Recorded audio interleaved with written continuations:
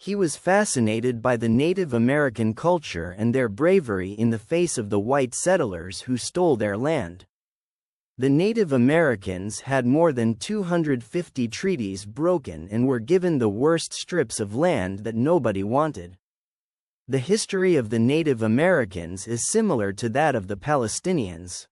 The first Palestinians had been living in Palestine for thousands of years, and suddenly the Jews replaced them and the natives were forced into refugee camps, which they still live in. I asked my parents how the Palestinians were different from the Native Americans, and the only answer I got was, why they want to kill all the Jews and throw them into the sea. My understanding of the Palestinian people put me above all Jews, their leaders and rabbis whom I had previously seen as wise. How could a good Jew deny that Palestinians were killed and driven off their land to make way for Jewish settlements? What justifies this act of ethnic cleansing? The fact that many Jews died in the Holocaust? Or is it because the Bible says it's our land? Any book that justifies such a thing would be immoral and therefore not from God. When I entered high school, I became interested in philosophy and read many of the great thinkers of the past. I spent time with good friends who read philosophy and who walked the bumpy roads to the truth with me. One of the philosophers who had an impact on me was the Jewish-born Spinoza. Spinoza was a 17th-century student of the Talmud who questioned everything he was taught, such as the belief in life after death, a belief that exists nowhere in the Torah. In fact, many early Jews had no such belief. Spinoza was expelled from the Jewish community because of his views. I enjoyed reading his views on the Bible, which according to him could not be understood literally without a huge number of contradictions and problems. Then I read two significant books that completely eliminated any remaining sympathy for Judaism. The first book was called On the Jewish Question by Abram Leon. Leon was an underground communist organizer in Belgium during World War II and was later captured and killed in Auschwitz.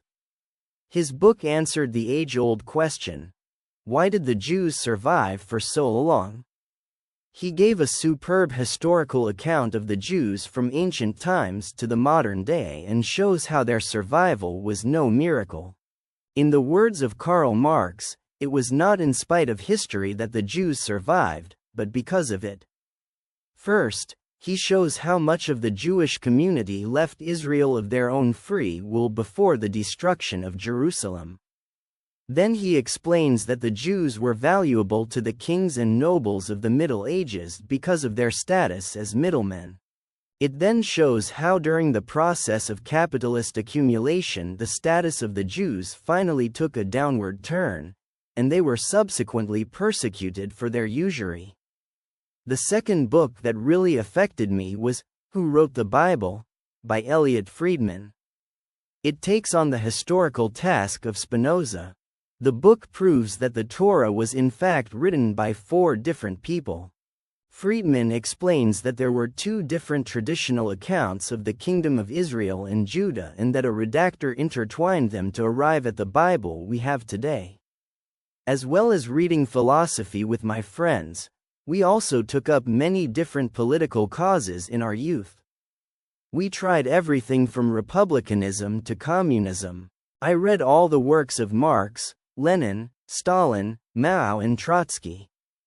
I found in Marxism what I felt was missing in my life.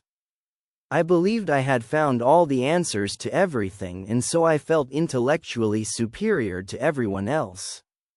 The philosophy thugs, as I like to call us, got together and formed their own little socialist club. We would go to different activist events, such as protests and labor strikes. After meeting all the different cult groups that surrounded the political left in America, we all became disgusted with the way they acted and denied reality. No revolution would be made in a country with those kinds of people. The struggle for social change cannot be won with methods from the past. Although I had given up fighting for revolution, I became an active organizer on behalf of the Palestinians. That was the main cause I was very passionate about. We were very small and attacked by the majority, which I was proud of. I wanted the world to know that not all Jews are bad people. I'm ashamed to see people I once admired supporting Israel's aggressive regime. The lies coming out of Israel are nothing but Holocaust denial. Although I had given up Judaism and looked to this world as man's ultimate goal, I was never really an atheist. However, I had a strong hatred of all religions and believed that they were a tool of the people tasked with keeping everyone under control. When you see the way fundamentalist Christians act in America, doing things like denying science and clinging to old white values, you can understand why I was skeptical of all religions. The way the Jews acted towards Palestine didn't help either. However, I still believed in God in the back of my mind. But without religion, there was a great emptiness in me. Sometimes I even wished I was a religious person, because I felt they had happier lives. I honestly don't remember what sparked my interest in Islam, especially after many years of strong anti-religious feeling. As a child, I remember hearing my mother talking about Islam and how Muhammad, may God's mercy and blessings be upon him, worshipped the same God as us, and also how the Jews were related to the Arabs through Abraham. So in a way I accepted Islam as just another religion that worships God. I have a vague memory of my cousin, a Chassid, telling me that if a Jew gave up his life as a Jew and lived as a Muslim, he wouldn't be committing any sin. Looking back, I'm appalled to have heard such a thing. When September 11th happened, there was an increase in anti-Islamic propaganda on the news. I knew from the start that it was all lies, because I had already developed the view that everything in the media protects the interests of those who control it. When I saw that the most militant in attacking Islam were fundamentalist Christians, Islam began to look more attractive to me. I thank God for what I learned in my activist days, because without the knowledge of society and the media, I would have believed all the garbage I heard about Islam on television.